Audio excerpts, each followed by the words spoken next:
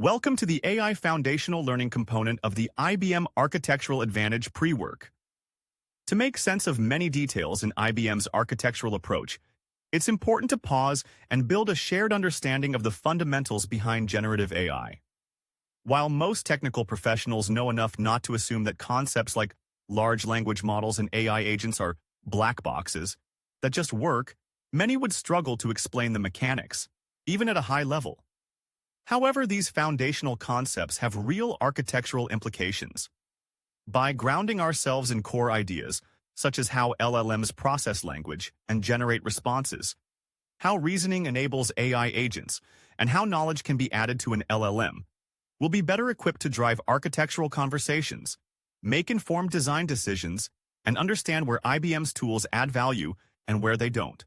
This foundation is critical for everything that follows. This presentation builds a foundational understanding of generative AI and its architectural context. It covers the evolution of AI, how large language models process language, their limitations, usage patterns, customization techniques, retrieval-augmented generation, and the role of AI agents in orchestrating complex tasks. This first section describes the evolution of AI, both in terms of how people talk about AI and AI approaches at a high level from a technical perspective. This slide illustrates the progression of AI technologies, from rule-based systems to modern generative models and AI agents.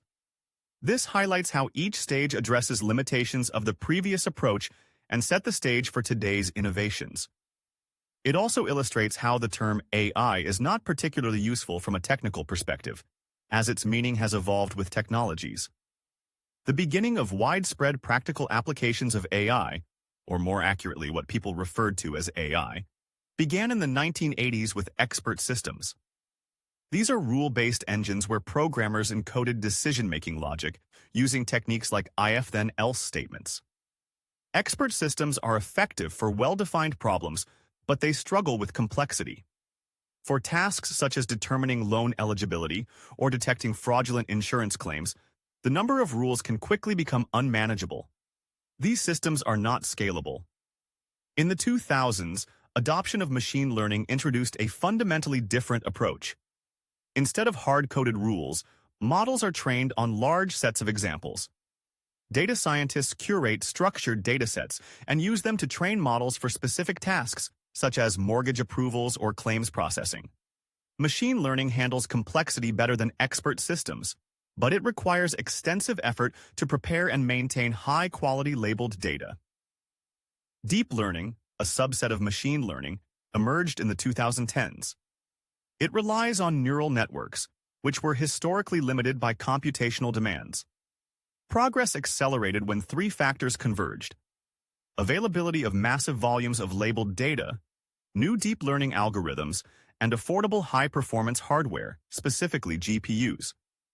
This enabled real-world applications such as recommendation engines and streaming platforms, which predict content preferences based on viewing history. The next leap came in the late 2010s, with foundation models and generative AI.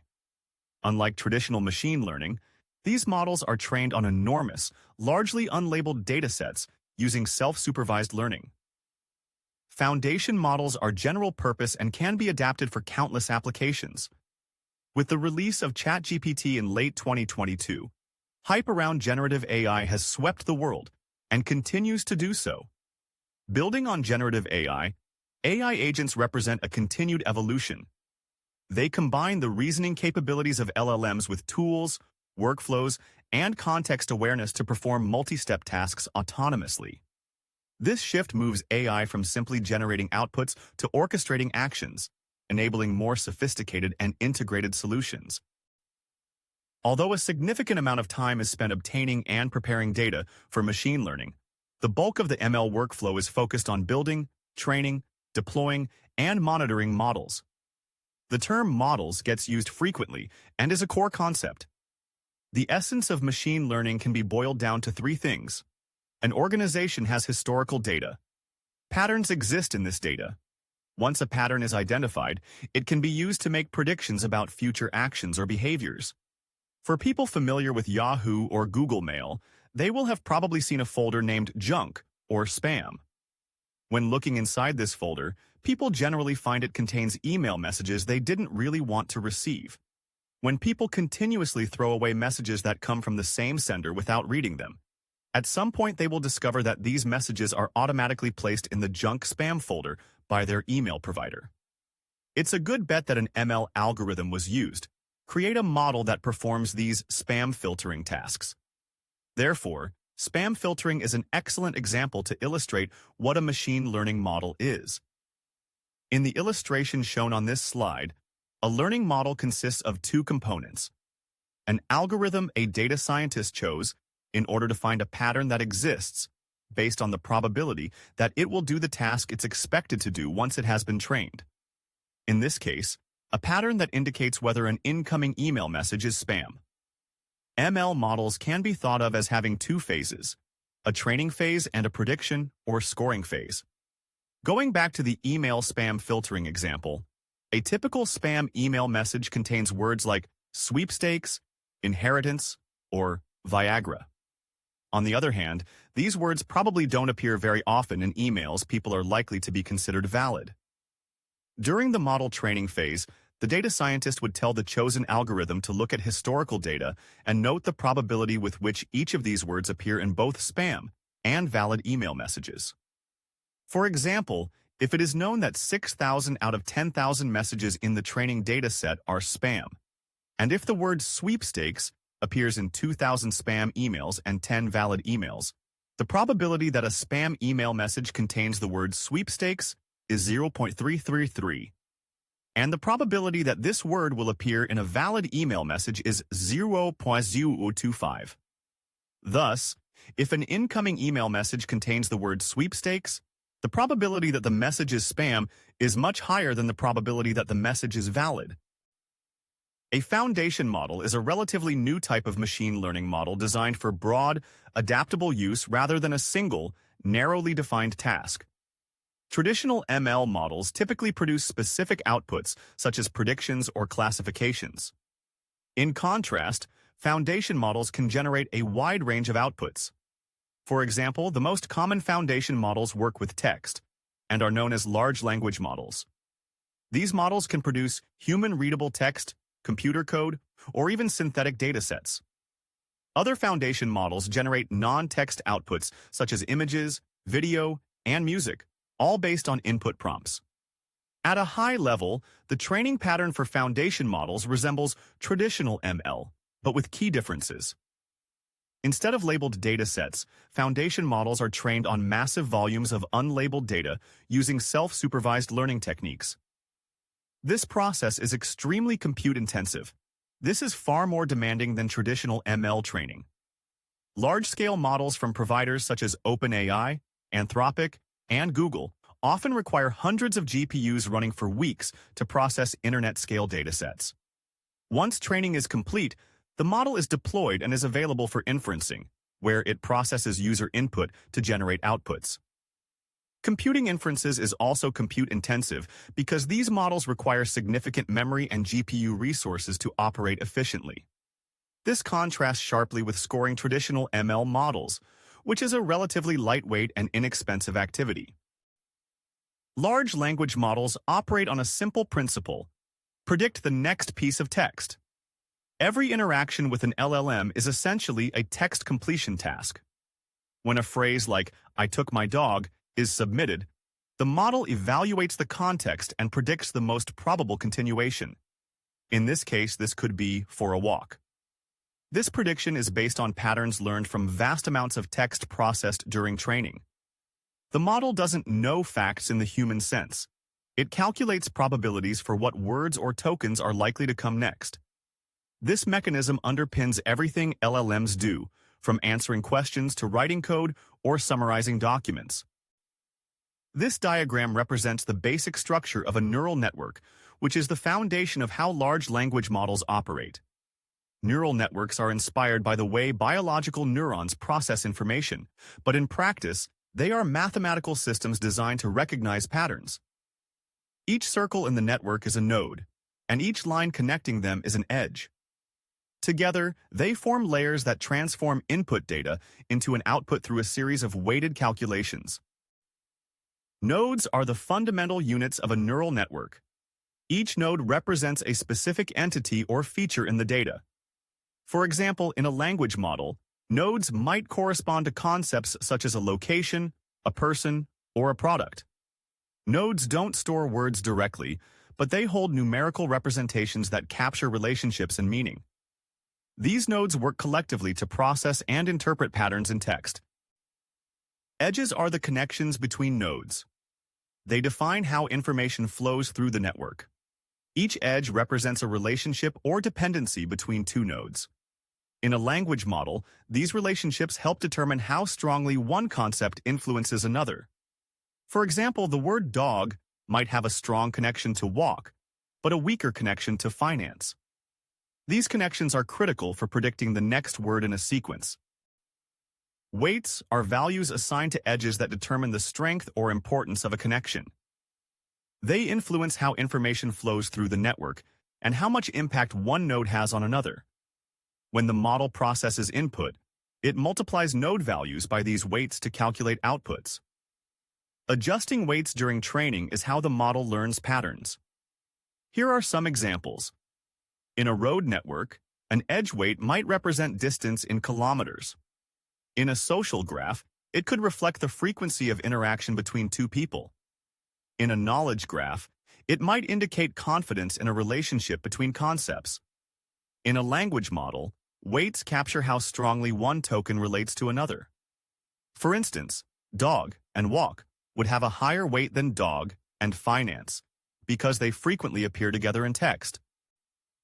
Often when people describe LLMs, the term parameters is often used to describe the size of the model. Specifically, parameters refer to all the adjustable values in the model, primarily the weights. These parameters encode the patterns learned during training and determine how the model responds to new input. Modern LLMs have billions of parameters, which is why they require such massive computational resources. The number of parameters is closely tied to the amount of training data. Larger datasets allow the model to learn more nuanced patterns, but to capture those patterns effectively, the model needs more parameters. This is why scaling laws in AI show that performance improves as both data and parameter count increase together. In short, more data requires more parameters, and more parameters demand more compute, driving the complexity and cost of training and deploying foundation models.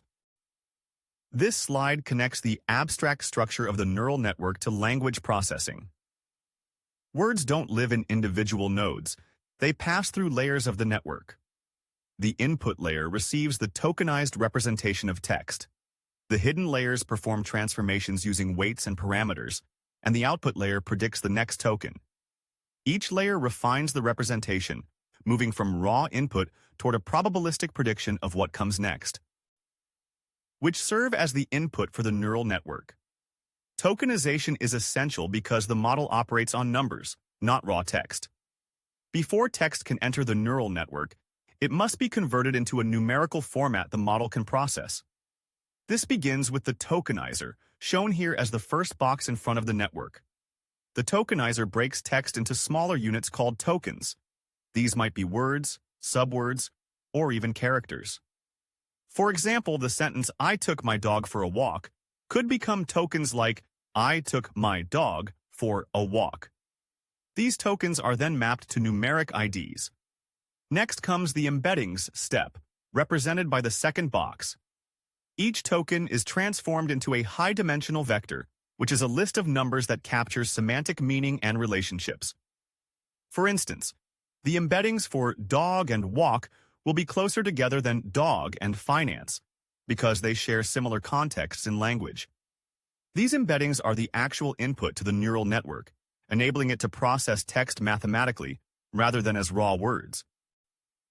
Attention is the breakthrough that enables modern LLMs to understand context effectively. Instead of processing words strictly in sequence, attention allows the model to assign different levels of importance to tokens based on their relevance to the overall meaning. For example, in the sentence, "The dog that chased the cat was tired," The word tired relates more strongly to dog than to cat. Attention ensures the model focuses on these critical relationships, even when words are far apart in the text. This mechanism is central to the transformer architecture, which powers all state-of-the-art LLMs. Transformers use multiple attention layers to calculate relationships between every token pair in a sequence, enabling nuanced understanding of language and context. Architectural implications.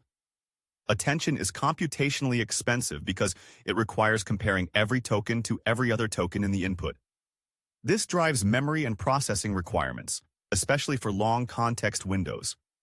Designing systems that manage these costs through techniques like attention optimization or context window limits is a key architectural challenge. After processing input through its layers, the model produces an output vector, which is a set of numerical values representing probabilities for different possible next tokens. A decoding function transforms this vector into a ranked list of likely words. The model then selects or samples from this list to generate the next word in the sequence, completing the transformation from numbers back into natural language. The second section describes the limitations inherent in LLMs and the risks involved in their use. AI deployments come with significant challenges, particularly around visibility and scaling security across rapidly evolving technologies. One of the core issues is the lack of transparency. Generative AI models are inherently complex, making it difficult to fully understand how they operate or what data they process. This opacity creates blind spots for organizations trying to manage risk. AI systems rely heavily on data to train and improve their models. Often, this data includes sensitive or proprietary information. This is especially true in approaches like retrieval-augmented generation, where external knowledge sources are used to enhance the quality and relevance of responses. In these cases, it's critical to not only secure the training data, but also monitor and protect the external data sources feeding into the system. Managing the models themselves also presents challenges. Organizations need to know who has access, how the models behave, and how to maintain control over systems that are, by design, difficult to interpret. For AI to be effective, it must also be trustworthy. That means strong governance is essential, not just for internal accountability, but also to meet current and future regulatory requirements. Guardium AI Security helps address these challenges by providing centralized model discovery, continuous monitoring, and automated policy enforcement, giving organizations the tools they need to secure AI at scale. For instance, in a retail company using AI for personalized marketing, Guardium can identify if sensitive customer data is being used in training and ensure it's properly governed and protected. Generative AI has great potential and benefits, but enterprises need to use them with some caution. There are many flavors of Gen AI models. The most popular ones are large language models, are most common with Gen AI applications. LLM examples include Meta's Llama models, OpenAI models, and various other vendor models. These LLMs take natural language input, like prompts and instructions, and output generated text. Vision language models are models that can handle image input such as charts, graphs, plots, PDF files, and other image files, for example, PNG and JPEG files. VLMs can extract context and information from them. IBM's VLM is Granite Vision 322B. Small language models are models designed to be smaller and performant for various enterprise use cases. For example, IBM's new Granite 4.0 line of models are SLMs. Multimodal models are foundation models that can handle multiple types of input. A VLM can be thought of as a MMM. However, MMMs typically refer to models that can also handle audio and video. Generative AI models also vary in terms of the number of parameters. Early models tend to be huge, with ChatGPT leading the way into trillions of parameters. However, such generalized and huge models are expensive and impossible to tune and train without a huge amount of resources at tremendously high costs, let alone cost-prohibitive on inference. Foundation models are great at natural language processing tasks. One of the greatest strengths of foundation models is their ability to handle natural language processing tasks. Users do not need training in Java, Python, or any variety of coding languages, nor knowledge in SQL to interact with structured or non-structured data sources. Instead, users issue natural language instructions and FMs return information or perform specific action sequences to the user. For example, FMs can take in a picture, an audio or video input, or documents in various forms like PDF, Word documents, XML, JSON, and extract context and content from them. Create or generate content such as resumes, reports, summaries, and classifications with little to no input. Create original write-up, emails, and creative content with ease. Support chatbots and reduce the number of human interactions between clients and their customers. Perform coding tasks such as code generation and translation. Perform language translation and more. FMs and Gen AI are great for automation and performing many frequently executed tasks, from simple Q&A to complex enterprise workflows. However, a business cannot just look at what a technology can do, but also the risk, support, maintenance, and costs required to use the technology. However, there are risks. Many models lack transparency. What a model can generate is largely based on how the model was trained, and with what data, even when the client is in a retrieval augmented generation use case. Lack of transparency makes it difficult for enterprises to fully trust models that are not transparent about the data and method used to train the model. For example, was data filtered to remove hate, abusive, and profanity content or copyrighted content? Has it been trained to recognize personal identifiable information? Transparency is important for models to be trusted. Out-of-box capabilities for generalized large models are good, but rarely sufficient for enterprises. There are two main reasons. The FM's training data gets outdated quickly, and the FM would not have been trained with any proprietary business knowledge and skills necessary to support business use cases. FMs require tuning and training to keep models updated and able to handle specific business use cases. However, to tune and train models requires good AI skills and can be extremely costly, especially when the model is big. Similar to any other software, clients do not want to get locked into using models from a single vendor, even if these models work well. Clients want open source and multiple vendors. Using FMs is similar to applications and databases. There have to be AI ops that control the lifecycle and governance built around it to ensure that the clients can always monitor and explain. Clients should consider these questions and the potential risks when they are looking for Gen AI solutions. Risk in AI models can come from many sources, like the ones shown on this self-explanatory slide. Some are related to classic machine learning models and better understood. Some are newer concerns rising from generative AI. There are three buckets that sellers can help clients categorize risk into. Regulatory.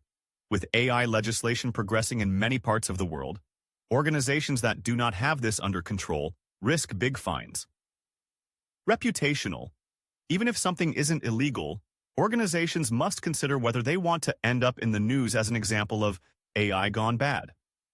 For example, what happens if the output from AI violates social norms by generating offensive or suggestive content? Operational. Many AI projects do not make it into production due to lack of trust in the technology, robbing organizations of the potential benefits of the solution. Foundation models, in particular large language models and transformers, have been around for some years. The seminal paper, Attention is All You Need, was published in 2017. And IBM has been using LLMs and foundation models to apply to natural language processing tasks since that time, well before the Watson X brand was successful. Other vendors have made similar advances. ChatGPT demonstrated the numerous opportunities and vast potential of using LLMs in day-to-day operations. Its ability to generate well-crafted natural language answers to user queries shows the power of Gen AI. However, there is a large difference between creating something for public consumption versus using it for enterprise production, where dealing with sensitive, confidential, and proprietary data is involved. There are many big concerns enterprises should understand, such as choices are important. Just like any software, clients prefer not to be locked into a specific model vendor. It goes beyond just model choices. Clients are likely to have a multi-cloud and hybrid environment. They need to run and manage multiple Gen AI models across different environments. Generative AI has shown that no one vendor can stay ahead for long. There is simply an explosion of global innovation and open-source innovation. This means that the client must look for ways to access all the best-in-class models quickly. Keep in mind that clients have likely moved past the simple question and answer with a language model. They now need the ability to work rapidly and develop applications with the latest and greatest models to support real and complicated use cases. How was the model trained? Generative AI is built on foundation models that are pre-trained on huge datasets. But what is that training dataset? ChatGPT was trained on a large body of text and code from various sources like Wikipedia, Reddit, and more. But the vendor won't disclose which data was used. While there is useful information from these sources, they also contain untruths, misrepresentations, hate speech, abusive, and prejudiced content, as well as copyrighted material. Such negative content leads to a garbage in, garbage out scenario. If the data used to train a model has not been fully vetted, it is highly likely to contain inaccuracies, misleading information, or mistakes that are difficult to identify. A model cannot distinguish between true and false information or assign ethical and moral values on its own unless it undergoes alignment training. Even then, there can be issues. It is important to screen model training data to remove any hate, abusive, and profane content, as well as copyrighted material. So, the question is not the volume of data or the number of parameters used. An enterprise must ensure that the training data is properly curated and explainable. High-quality data should be thoroughly vetted with clear lineage and history. Is it safe? When running an LLM model in an AI application or agent, who is in control? Can an enterprise have any control over what data was used to train it? How can the enterprise control the quality of the output? Can an enterprise be sure that interaction with such a model will not result in confidential information and data being disclosed or leaked to a third party? Can the platform be monitored effectively for data flow? What features are available to help clients understand, control, and safeguard their business capital?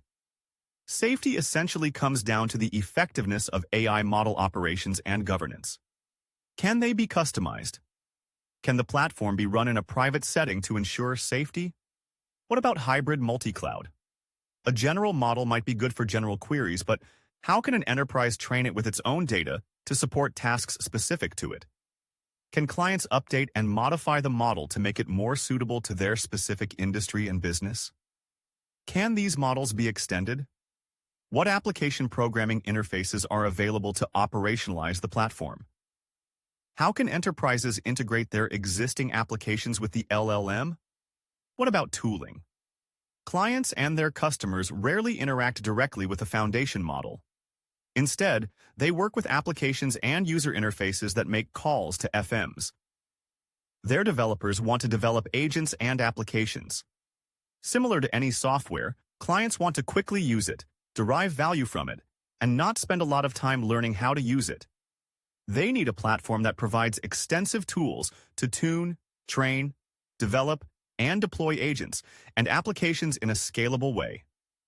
Platforms that provide low-code or no-code development tools are great for clients. The user interface and a rich, robust API layer are required for development and deployment. Is it cost-effective? For a business, the most important factor is cost-effectiveness. How much is the client willing to invest, and what price performance are they expecting? A model might perfectly suit a client's needs, but if the price isn't right, the client might be pushed away. Some common questions are, what costs are associated with the life cycle of a model? What costs are associated with fine-tuning a model to a client's specific use case? What is the operational cost of a model? What is the inference cost of a model? Addressing these issues is important for foundation models and Gen AI vendors to provide a viable product for clients. As organizations increasingly adopt AI, their digital attack surfaces expand, creating more opportunities for exploitation. With AI becoming integral to operations, threat actors are sharpening their focus on its vulnerabilities. At the same time, cybercriminals are growing more adept at using generative AI to carry out sophisticated attacks. This dual role, AI as both a target and a tool, makes it a central concern in today's threat landscape. Despite these risks, competitive pressure is pushing organizations to accelerate AI adoption. In a recent study, nearly 70% of C-suite executives reported that innovation takes precedence over security, a trade-off that leaves many AI systems underprotected. In fact, only 24% of current generative AI projects are considered properly secured. This gap highlights the urgent need for more effective, accessible tools to support AI security implementation. The threat environment continues to evolve. 51% of executives anticipate a future marked by unpredictable risks and emerging vulnerabilities. New forms of attack, such as prompt injection and inversion exploits, a growing arsenal of techniques designed to manipulate AI systems or steal data. 47% of executives report experiencing these newer threats, alongside more familiar tactics like data exfiltration and supply chain compromises. For example, imagine a retail company that recently integrated a generative AI chatbot to handle customer service. The chatbot helps answer questions, process returns, and recommend products. To stay ahead of competitors, the company rushed the deployment without fully securing the system. Soon after launch, attackers discovered a vulnerability in the chatbot's prompt handling. They used a technique called prompt injection to manipulate the AI into revealing sensitive customer data. At the same time, the attackers used generative AI tools to craft convincing phishing emails that looked like they came from the company. Because the company prioritized innovation over security, it hadn't implemented proper safeguards. As a result, customer trust was damaged, and the company faced regulatory scrutiny. To secure generative AI, clients should start by understanding how attackers target AI and what the new kinds of threats are. Data poisoning and exfiltration. Organizations are building a whole new pipeline of technology to leverage generative AI. During the data collection and handling phase, clients need to collect large amounts of data to feed the model, providing access to many different people, including data scientists, engineers, developers, and others. This presents a risk by centralizing data in one place and giving many people access. Data likely includes PII, privacy concerns, and other sensitive information. That mass of sensitive data attracts attackers. Model evasion, backdoor attacks, supply chain attacks. Within model development, new applications are being built in a new way, with new vulnerabilities that provide new entry points attackers will try to exploit. Development often starts with data science teams downloading and repurposing pre-trained open-source machine learning models from online model repositories, such as Hugging Face. Open-source model sharing repositories are used due to inherent data science complexity, practitioner shortage, and the value they provide to organizations in dramatically reducing the time and effort required for generative AI adoption. However, such repositories often lack comprehensive security controls, ultimately passing the risk to the enterprise. Attackers might inject a backdoor or malware into a model and upload the infected model back into the model sharing repositories. Lack of ML model security around ML models, coupled with the increasingly sensitive, mean that attacks targeting these models have a high propensity for damage. Prompt injection, inversion attacks, model extraction. During inferencing and live use, attackers can manipulate prompts to jailbreak guardrails and coax models into misbehaving by generating disallowed responses to harmful prompts, including biased, false, and other toxic information, inflicting reputational damage. Attackers can manipulate the model and analyze input-output pairs to train a surrogate model to mimic the behavior of the target model, effectively stealing its capabilities, costing that enterprise its competitive advantage. To secure AI effectively, organizations need a comprehensive strategy that covers every phase of the AI lifecycle.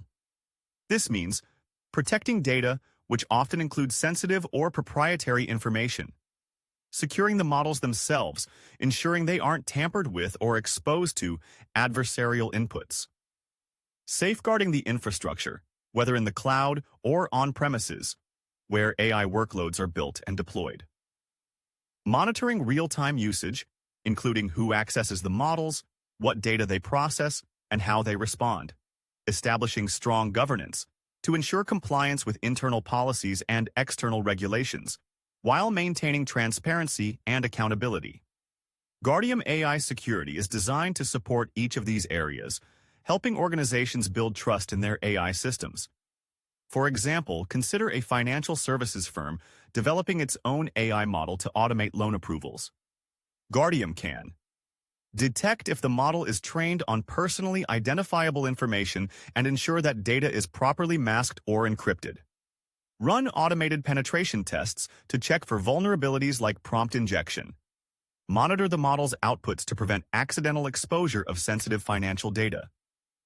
Generate audit-ready reports to demonstrate compliance with financial regulations and internal risk policies. This section describes the main patterns of LLM usage.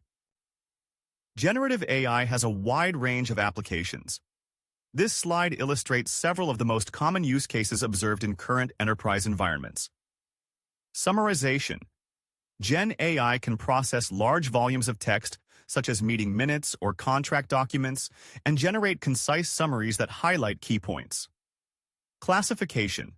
Gen AI can analyze input and classify it based on business-specific terminology and categories. This includes use cases such as sentiment analysis, security vulnerability classification, and more. Extraction. Gen AI is used to analyze and extract essential information from unstructured data sources, including PDF, Parquet, JSON, and other open formats. Generation. A core capability of Gen AI models, such as chatbot-style systems, is generating text content for specific business purposes. This includes drafting emails, creating marketing materials, writing job postings, and more. Question answering. Gen AI can search documents or dynamic inputs to support question and answer applications, such as chatbots. This is valuable for building Q&A platforms for both external customers and internal employees. Code generation and translation. Many Gen AI models are trained on programming languages and can generate code snippets for common tasks. Foundation models can also translate code between languages, such as from C++ to C. Language translation. Gen AI can translate text between languages, enabling clients to provide multilingual Q&A resources for service agents and end users. Retrieval Augmented Generation, Auto AI RAG. RAG is an AI framework that combines a language model with a retrieval system to dynamically fetch relevant external documents, enabling more accurate, up-to-date, and context-aware responses. Auto AI RAG automates the configuration of RAG parameters, for example, chunk size, overlap, embedding model to optimize performance without requiring manual intervention. AI assistants and agents. AI assistants are typically reactive systems that help users through conversational interfaces. In contrast, AI agents are more autonomous and goal-driven, capable of perceiving their environment, making decisions, and taking actions with minimal human input. These agents are used in complex environments such as autonomous vehicles, trading systems, or game-playing platforms like AlphaGo. This slide describes the role of foundation models in AI. Prompt engineering, tuning. The focus of Gen AI in the early days is on prompt engineering. When FMs burst onto the scene with ChatGPT, the wow factor surrounded how FMs can seemingly generate all sorts of output, from answering questions, classifying contents, and generating emails to writing stories and essays. There are various tuning techniques: prompt tuning, fine-tuning, IBM InstructLab tuning, and more. The users often interact with the models directly, or the model is very much part of the picture. Early messages on Gen AI often evolve around the size of models. Applications like Retrieval Augmented Generation Generative AI quickly move to support business use cases, with one of the most common patterns, retrieval augmented generation. With RAG, enterprises use their in-house data to train and tune a model to generate content based on validated grounding data from the business. RAG addresses two key issues with generalized FMs: being trained with outdated data and lacking specific knowledge and skills from the business. RAG can greatly reduce hallucinations that occur when FMs struggle to generate valid content when it lacks current data or company-specific data. Here, users need to pay attention to identifying the correct grounding data. However, the FM is still important. The prompt and the retrieved information from the grounding data are passed into the supporting FM to generate a completion. The choice of the model is important. AI assistance. Another important branch is AI assistance. For example, IBM provides conversational AI with Watson X Assistant.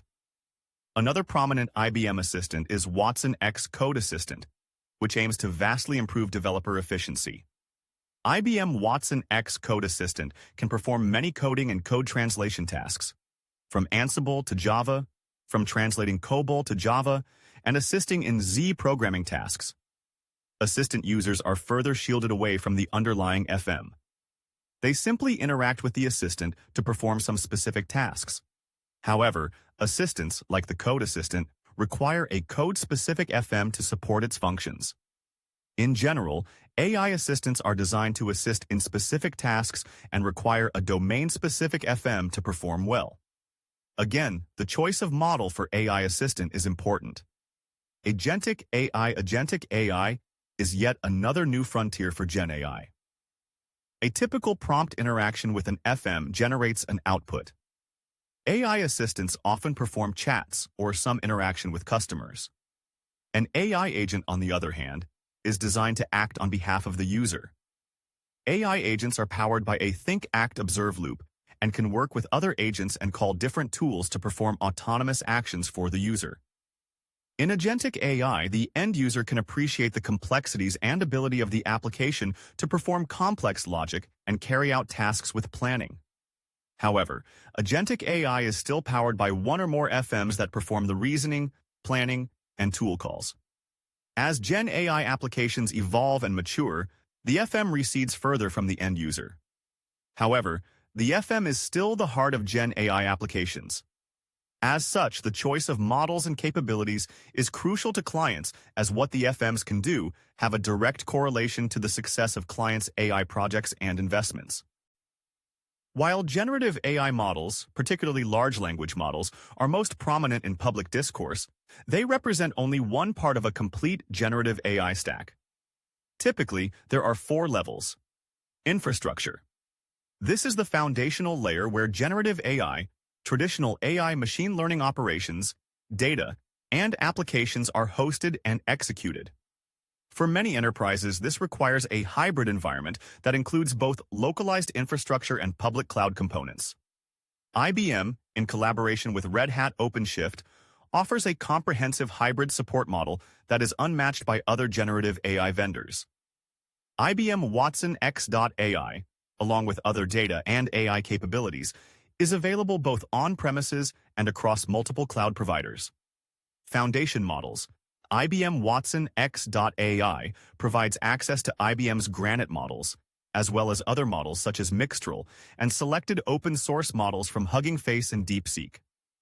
Unlike platforms that offer only a few extremely large models, often with hundreds of billions of parameters and high operational costs, Watson X.AI supports a range of smaller, yet highly capable models tailored for enterprise use cases. These models are cost-effective to run and can be easily tuned. IBM also maintains partnerships with Meta and Mistral AI to offer models that meet diverse client requirements, including geographic and regulatory considerations. Generative AI platform. Watson X.AI serves as an engineering platform where clients can experiment with various models, perform prompt engineering, adjust inference parameters, and build expertise using sample prompts and code examples. Clients can also fine-tune models, generate synthetic data, and integrate traditional AI and ML ops workflows. Applications, AI agents, and assistants. While generative AI platforms are essential for development and experimentation, end users typically interact with AI through applications such as chatbots, integrated workflows, or other natural language processing tools. AI agents can be developed using WatsonX.ai, and clients can orchestrate workflows and coordinate across multiple agents and AI tools using WatsonX Orchestrate. AI assistants such as WatsonX Assistant and WatsonX Code Assistant enable clients to accelerate go-to-market efforts by deploying generative AI capabilities without the need to build applications from the ground up. A robust generative AI solution requires all of these foundational components. While it is possible to assemble these elements from multiple vendors, doing so introduces complexity in integration, maintenance, and administration. IBM offers a comprehensive, integrated stack while allowing clients to continue using familiar tools and environments. This presentation focuses on the AI tools available in WatsonX.ai, which provide a complete platform for clients to test, develop, automate, and deploy AI applications. This section describes the main types of LLMs.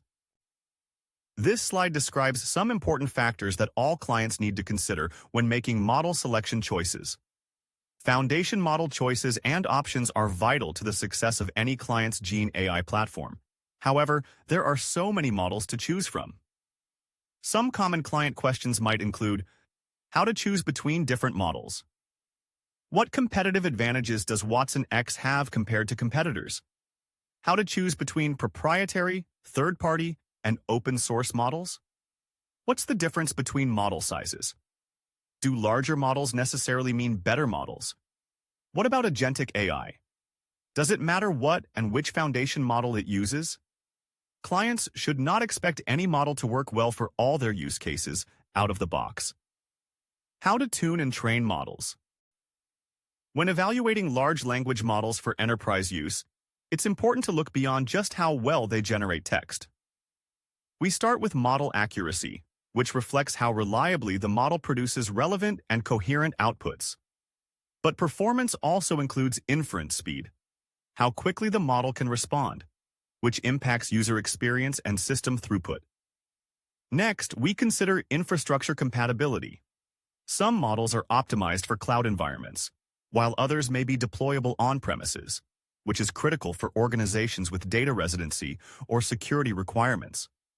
Cost efficiency is another key factor, not just in terms of licensing, but also compute resources, scalability, and operational overhead. Finally, we need to assess compliance, bias, and explainability. These are essential for responsible AI adoption, especially in regulated industries.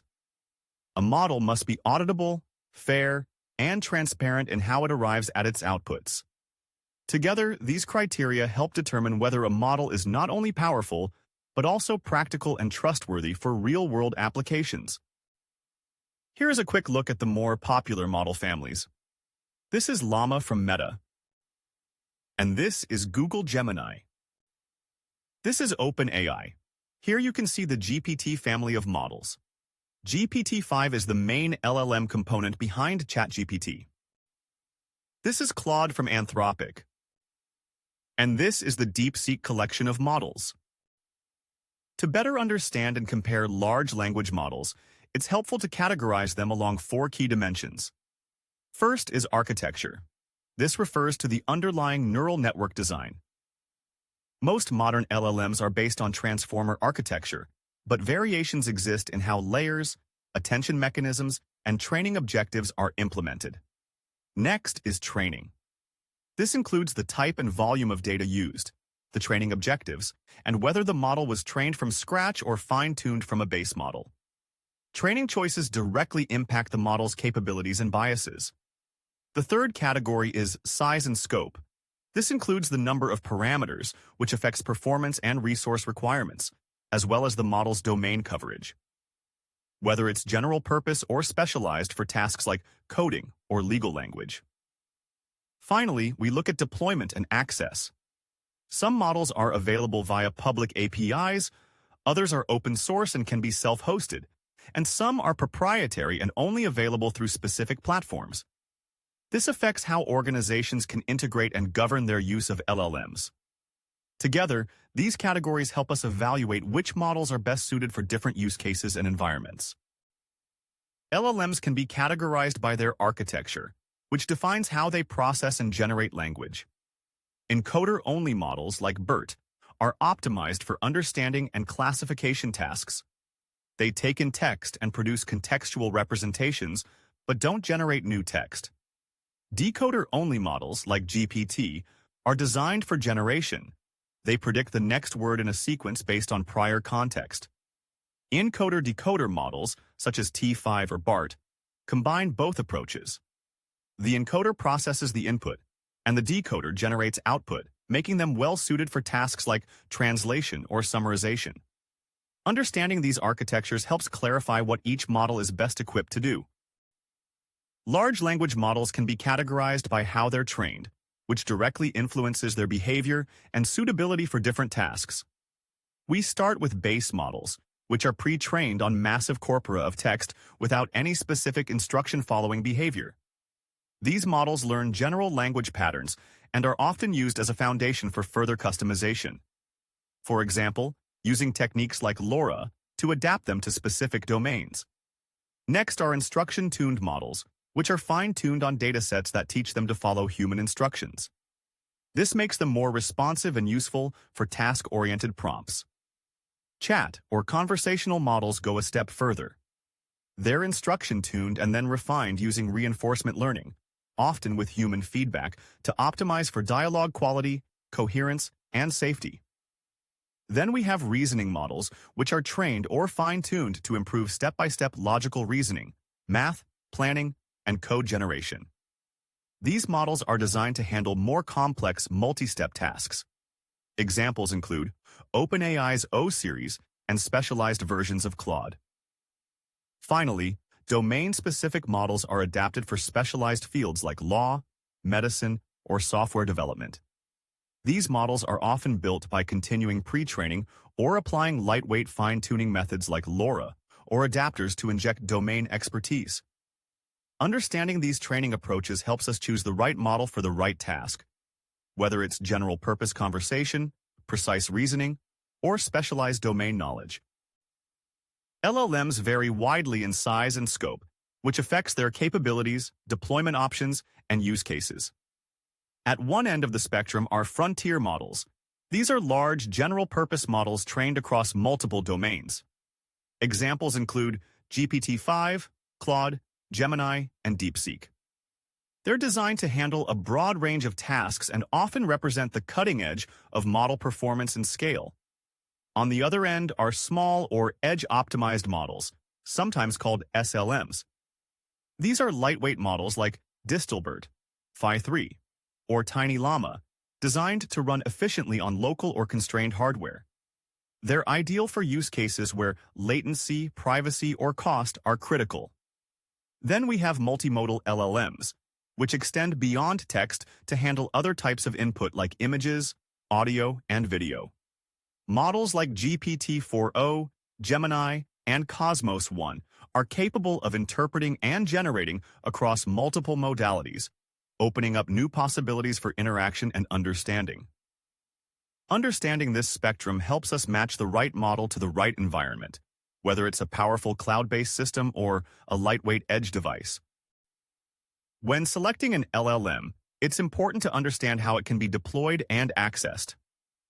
This has major implications for integration, governance, and cost.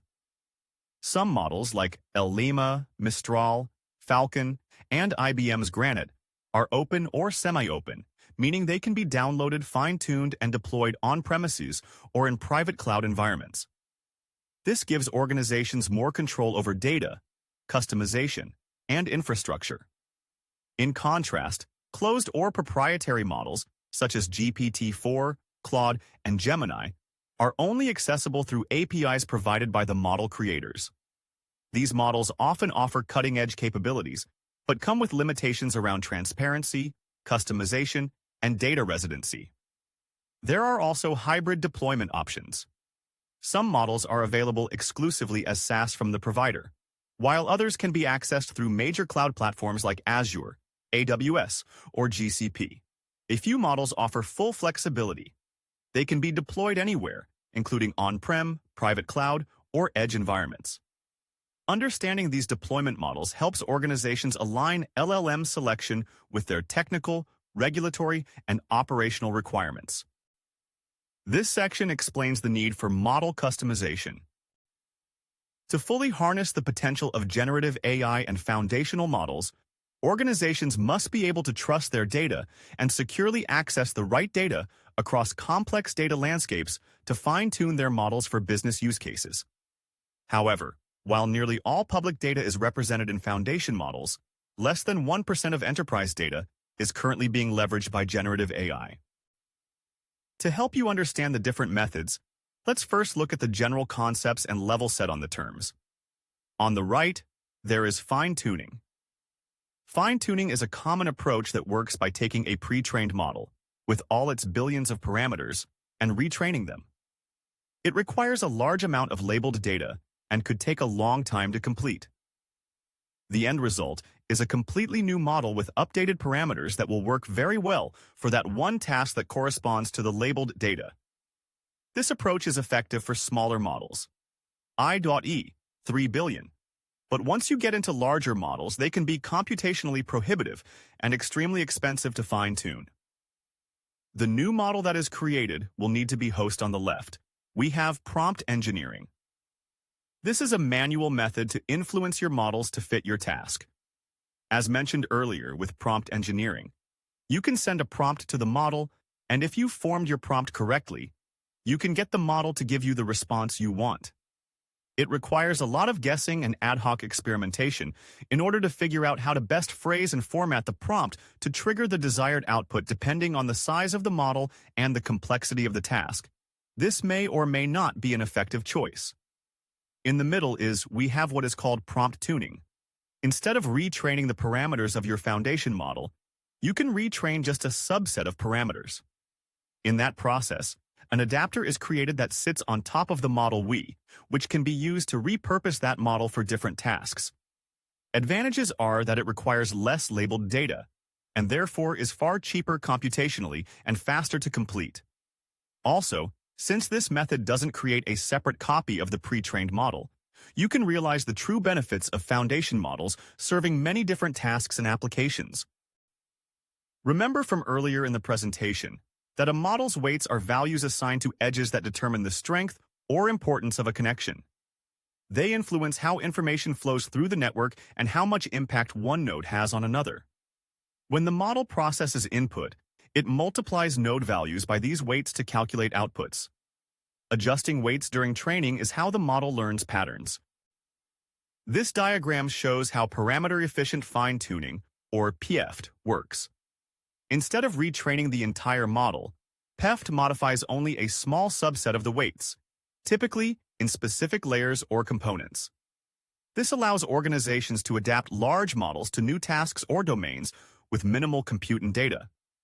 Techniques like LoRa or adapters apply these changes efficiently, making it possible to fine-tune models even on limited infrastructure while preserving most of the original model's capabilities. LoRa fine-tuning workflow. The diagram on the slide illustrates the following steps in a typical LoRa fine-tuning experiment. The experiment reads the training data, tokenizes it, and converts it into batches. Low-rank adapters are initialized based on the target modules and rank parameter values specified by the client. Input from each batch is passed through the LoRa adapters and then into the foundation model to generate output. The model's output is compared to the expected output from the training data. The loss gradient is computed based on the difference. The LoRa adapter weights are updated based on the computed loss. The next batch is processed using the updated adapter weights. This process continues until all batches are processed. The entire dataset is processed repeatedly for the number of epochs specified in the configuration. Low-rank adaptation, a parameter. Efficient fine-tuning. Technique. LoRa is a parameter-efficient fine-tuning method available in the Watson X.AI Tuning Studio. It enables clients to adapt large foundation models to specific tasks without modifying the original model weights. Instead, LoRa introduces a small, trainable set of parameters known as low-rank adapters. These adapters are derived through matrix rank decomposition, a mathematical technique that breaks down large weight matrices into smaller, lower-rank matrices. This decomposition captures the most important patterns in the data while significantly reducing the number of parameters that need to be trained. How LoRa works. During training, only the weights of the low-rank adapters are updated. The base model remains frozen. This selective training approach drastically reduces time, memory, and computational requirements compared to full model fine-tuning. At inference time, the trained adapter weights are combined with the base model's original weights to generate task-specific outputs. LoRa preserves the performance characteristics of the base model, including inference speed and context window length, ensuring scalability and responsiveness after customization. LoRa fine-tuning workflow. The diagram on the slide illustrates the following steps in a typical LoRa fine-tuning experiment. The experiment reads the training data, tokenizes it, and converts it into batches. Low-rank adapters are initialized based on the target modules and rank parameter values specified by the client. Input from each batch is passed through the LoRa adapters and then into the foundation model to generate output. The model's output is compared to the expected output from the training data. The loss gradient is computed based on the difference. The LoRa adapter weights are updated based on the computed loss. The next batch is processed using the updated adapter weights. This process continues until all batches are processed. The entire dataset is processed repeatedly for the number of epochs specified in the configuration. Prompt engineering is a powerful technique for shaping how LLMs respond, but it comes with trade-offs. On the pro side, it allows for rapid experimentation without retraining the model. You can guide behavior, extract structured outputs, and even simulate different personas or reasoning styles, all through carefully crafted input. It's especially useful when working with closed models where fine-tuning isn't an option. However, there are cons to consider. Prompt engineering can be fragile. Small changes in wording may lead to inconsistent results. It also lacks transparency and reproducibility, making it harder to govern in enterprise settings. And while it can simulate domain expertise, it doesn't truly adapt the model to specialized tasks the way fine-tuning does. In short, prompt engineering is a flexible tool, but it's not a substitute for deeper model customization when precision and reliability are critical. Fine-tuning allows organizations to adapt a base model to specific tasks, domains, or styles by updating its parameters with targeted training data. On the pro side, it enables deeper customization than prompt engineering. The model can internalize domain-specific language, workflows, or reasoning patterns. This leads to more consistent and accurate outputs, especially in specialized contexts like legal, medical, or technical fields. However, there are cons to consider. Fine-tuning requires access to the model weights, which may not be available for proprietary models. It also demands significant compute resources and high-quality training data. If not done carefully, it can introduce bias or degrade performance on general tasks. Additionally, managing multiple fine-tuned versions can increase operational complexity. Overall, fine-tuning is a powerful tool for precision and control, but it's best used when the benefits outweigh the cost and complexity. Parameter. Efficient fine-tuning offers a middle ground between prompt engineering and full model fine-tuning. On the pro side, it allows organizations to adapt large models to specific tasks or domains by updating only a small portion of the model's parameters. This makes it much more resource efficient, requiring less compute, less data, and often less time. It also preserves the general capabilities of the base model while injecting targeted expertise. However, there are cons to consider. Parameter-efficient fine-tuning still requires access to the model weights, which may not be available for proprietary models. It also introduces complexity in managing adapters or LoRa layers, especially when deploying multiple specialized versions. And while parameter-efficient fine-tuning improves performance in targeted areas, it may not match the depth of customization achieved through full fine-tuning. Overall, parameter-efficient fine-tuning is a practical and scalable approach for many enterprise use cases, especially when balancing performance with efficiency. This section describes retrieval-augmented generation. While general-purpose large language models have demonstrated remarkable capabilities, they come with important limitations that organizations must consider when deploying them in real-world scenarios. First, general LLMs are trained on broad, publicly available data, which means they may lack depth in specialized domains like law, medicine, or enterprise-specific knowledge. This can lead to shallow or inaccurate responses when the model is asked to perform tasks that require domain expertise.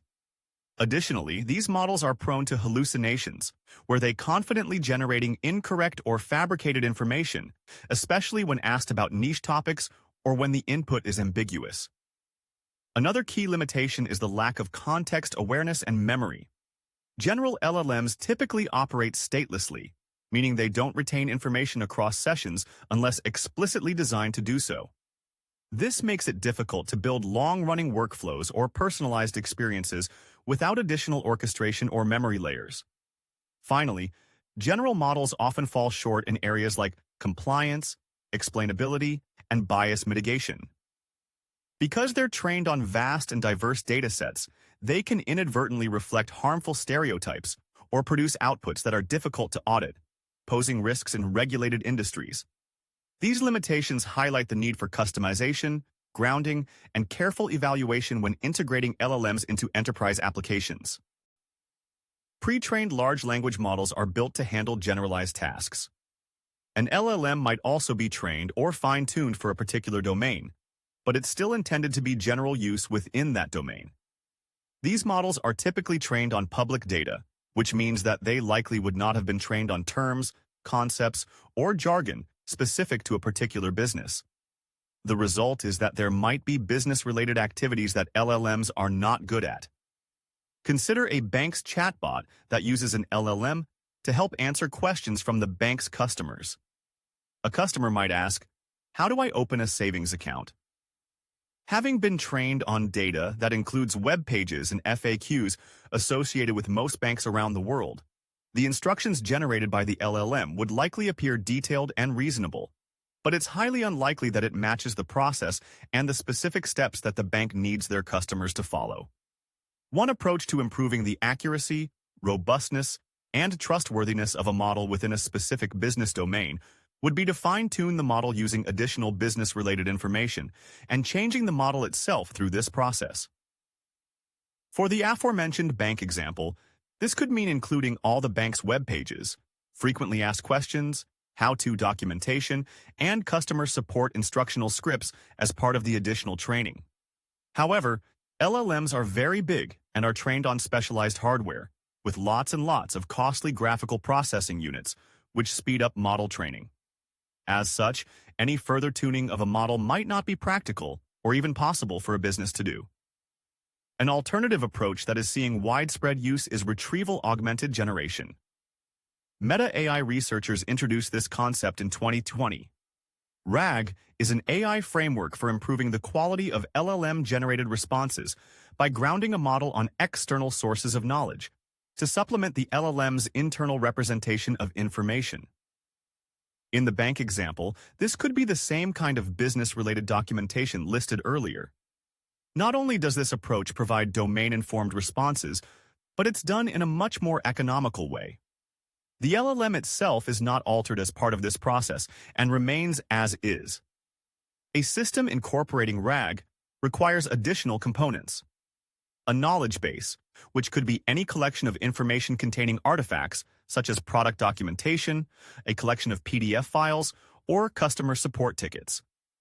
A method of searching and retrieving user-requested information from these artifacts.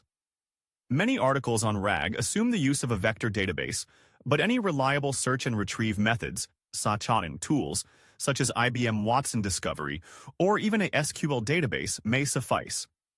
An LLM that meets the requirements of the use case.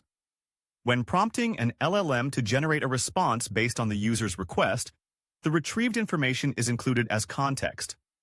In a RAG pipeline, the incoming request from a user is used to search for relevant content in the knowledge base. The most relevant content is then retrieved, concatenated, and included in the model prompt as context. This combined prompt text is then sent to the model to generate output, which is then returned to the user. Going back to the aforementioned bank example earlier in the notes, this is very similar to how a human customer support agent would respond to a customer's question, assuming they weren't already familiar with the answer. They would search the relevant document repositories, find documents that seem applicable, determine what content is the most relevant, and summarize their findings in their response to the customer. Note that the LLM itself is not changing. Its parametric knowledge is static. This is also referred to as parametric memory, what the model learned during training. However, through this process, it's been augmented with current domain-specific information that is likely to give the user more relevant and accurate results, while it's also less likely to hallucinate. And because the source of the information is known, it's much easier to validate and check for accuracy. This slide shows the three primary components of a system that implements retrieval-augmented generation. The knowledge base contains the institutional knowledge or domain-specific information that the system will base its output or answers on. This can be any collection of information-containing artifacts, provided that the content can be searched and retrieved. Common examples of these artifacts are shown on the slide. The retriever component can be any combination of search and content tools that reliably return content from the knowledge base. Many articles and blogs written about RAG assume the use of a vector database, but any reliable search and retrieve methods or tools can be used. A vector database is a database system designed to efficiently store and access high-dimensional numerical vectors, referred to as vector embeddings, or simply embeddings. Embeddings are generated by AI models and can represent text, image, and audio, among other types of data. The embeddings represent different features or attributes of the data. In the context of RAG, textual data to be stored in the database is passed through the model, and the resulting embeddings are then stored in the database. Any may be indexed to be able to quickly find and use it. In a typical relational database, such as DB2 or Oracle, searches are performed by specifying certain parameters or criteria. For example, if searching for a product, the query might use its unique product ID, or a query might want to include all products that are within a specific price range, or where the amount of inventory is below a certain threshold. This is referred to as a parametric search. Vector databases, on the other hand, are typically used to find similarities between data, supporting what is referred to as a similarity search, or semantic similarity search in the case of textual data. In RAG, semantic similarity search can be used to find content that is contextually similar to the input provided by the user. For example, a vector representing a puck would be closer to a vector representing ice skates than a tennis ball would. The closest results can be passed back and used in the prompt to the LLM as context to draw the answer output from. Enterprise content and search offerings, such as IBM Watson Discovery, can also be used to manage, search, and retrieve an organization's content. Watson Discovery is a cognitive search and content analytics engine that can be added to applications to identify patterns, trends, and actionable insights to drive better decision-making. Structured and unstructured data can be securely unified with pre-enriched content, and it uses a simplified query language to eliminate the need for manual filtering of results. The generator component in RAG is basically any large language model that generates the output passed back to the user. IBM Watson X.AI, for example, includes various LLMs with different purposes and strengths. The top search results returned from the retriever component are combined with prompt instructions for the LLM and the user's original question. The final prompt that is constructed is then sent to the LLM, which generates a response that is passed back to the user. This slide highlights the typical process by which retrieval-augmented generation is performed. First, a user asks their question or enters their request. This is all done via a prompt. This is passed along to the search and retrieval system. The top search results are retrieved, and this is combined with some instructions and the user's original question to form the final prompt. The final prompt is then sent to the large language model, which generates a response that is passed back to the user. This isn't a future use case. Organizations are using this capability today. In a case of IBM drinking their own champagne using the RAG pattern, WatsonX.ai is being used to answer user questions regarding its own product documentation. When this product documentation is searched, an LLM generates a short answer to supplement the usual search results. It leverages the existing search functionality to find relevant topics in the documentation corpus outside of the knowledge of the LLM, and then text from the top search results are combined with a question answering prompt, which is sent to a model in WatsonX.ai. Along with the generated answer, the system can provide the user with links to the source of information passed along in the prompt. The prompt below is similar to what IBM uses in this scenario. The documentation text returned from the search is placed into the topic text goes here area. Instructions to the model on how to generate the output are provided there. The user's original question is specified, and finally the model is prompted to generate an answer. The model is even instructed to return an answer of, "I don't know," when a good answer can't be found, which should minimize the occurrences of hallucinations and inaccurate answers.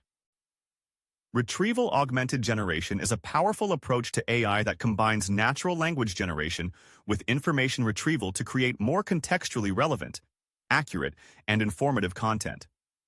This slide lists a few popular examples of use cases made possible by RAG. Question and answer systems can take advantage of RAG to answer questions by first retrieving relevant information from a large corpus of curated retrievable documents and then generating concise and accurate answers.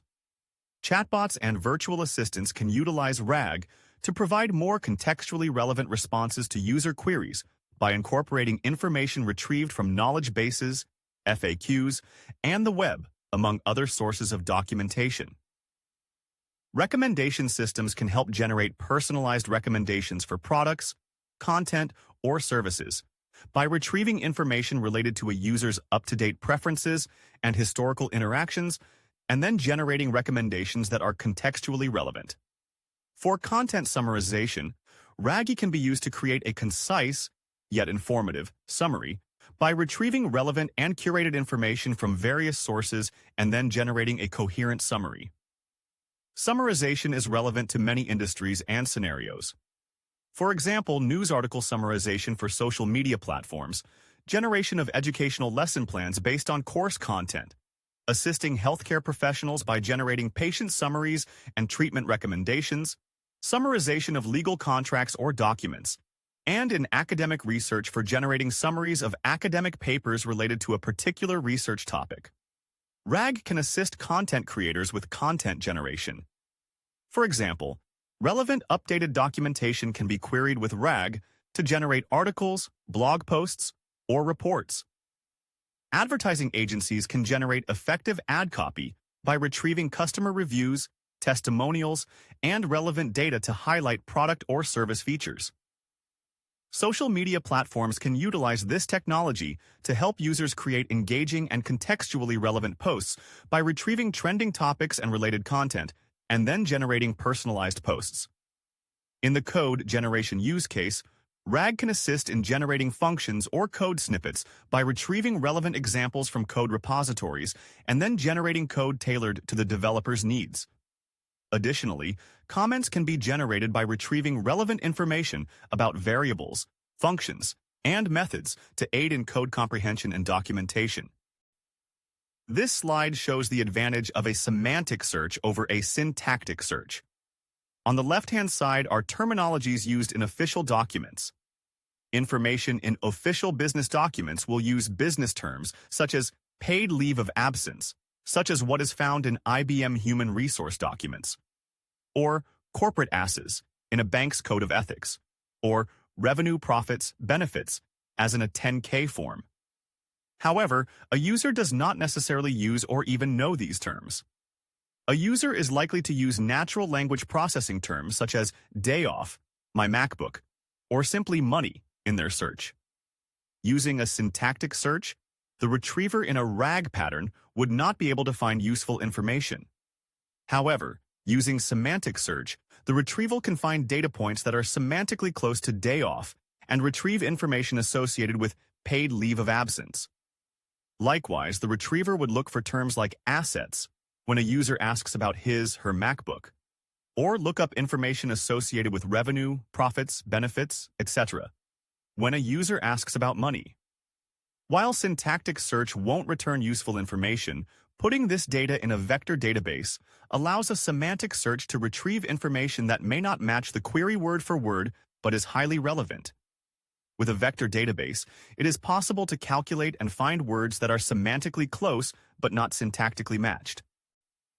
Vector databases are commonly used as the knowledge base in retrieval-augmented generation systems. A vector database is a database system designed to efficiently store, index, and retrieve high-dimensional numerical vectors, referred to as vector embeddings, or simply embeddings. Embeddings are typically generated by AI models and can represent text, image, and audio, among other types of data. The embeddings can be very large and represent many different features or attributes of the data. Another key design point of vector databases is the ability to compare vectors and find similarities, what is referred to as a similarity search. In the case of image data, this capability could be used to find all images stored in a database that are similar to an input image provided by a user. RAG, however, deals with text data in the form of sentences, paragraphs, and documents. With natural language understanding, search is semantic in nature. Given an input sentence, for example, a similarity search isn't about finding matching text stored in the database, with the greatest number of common words between them. Instead, it's about finding text that is most similar in meaning and having related context. This is called semantic similarity search. To load the database, an organization will take their individual text-based information assets and run them through an AI model encoder to get that data represented as vector embeddings, which are then inserted into the database. The vector database indexes the vector embeddings such that they can be retrieved quickly. An organization may first break the documents into smaller, more manageable pieces of text, depending on the length of the documents or how information is organized within them.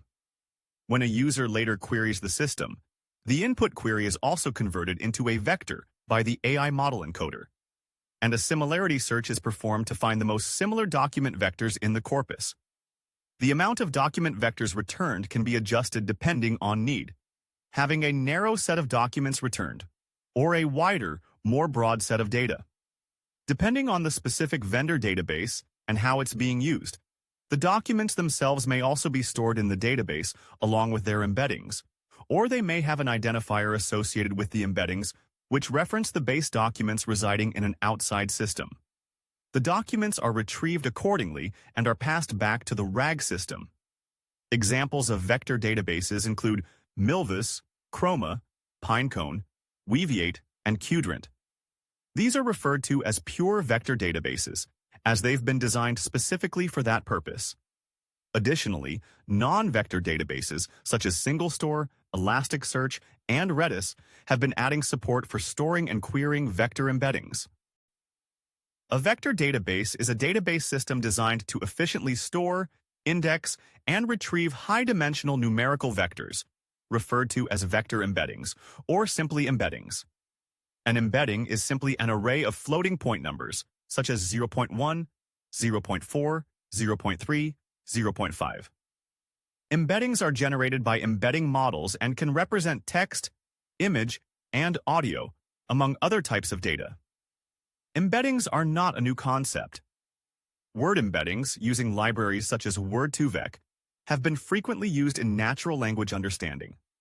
Today, state-of-the-art transformer models, which understand word context and positioning, are typically used to generate embeddings. Embeddings can be very large and represent many different features or attributes of the data. Consider the red-green-blue color scheme, which uses vectors to represent colors. It has 3 dimensions, that is to say, 3 numbers, each in the range of 0 to 255, describing how intense the red, green, and blue component of a color is. The pure blue color is represented by the vector 0, 0, 255, which means no red or green, with full intensity of blue. The vector 0, 70, 80 represents an aquamarine shade. However, in the context of AI and natural language processing, vector embeddings typically have hundreds or thousands of dimensions. The combination of the numbers that make up a vector act as a multidimensional map to measure similarity. The meaning behind each numeric representation varies based on the model that generated them, but each dimension could correspond to a particular context or semantic meaning captured by the model, among other things.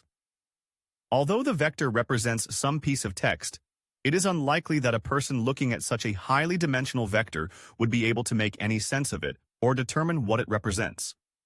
The process of creating an embedding may be driven through an API call to a cloud-based provider, specifying the input text and the embedding model to be used. Or, an embedding model may be encapsulated within a Python library, which can be imported and called from a Python application. Regardless of the method used, the output is a vector embedding, which can be inserted into a vector database, or be used to do a similarity search against the database. The caller doesn't need to concern themselves with the details of how the embedding is created, but this slide shows that process at a high level. The initial stage of transforming textual data into embeddings is called tokenization. This is the process of breaking down the input text into smaller pieces of text, called tokens. A token can be as small as a single character or as large as a sentence, but in practice they typically represent individual words or subwords. These tokens are then used as input to a model creating the embeddings. The amount of tokens that can be inputted to the model at one time can range anywhere from the size of a sentence or a paragraph, all the way up to a small document represented by thousands of tokens.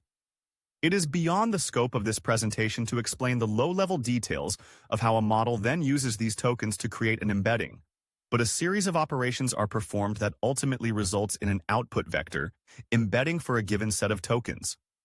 The output embeddings are rich in semantic and contextual information, making them incredibly useful for a wide range of natural language processing tasks.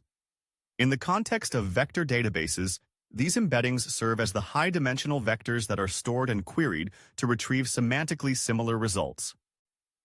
As previously described, a vector embedding is a long list of numbers, with each number representing a feature or attribute of a data object.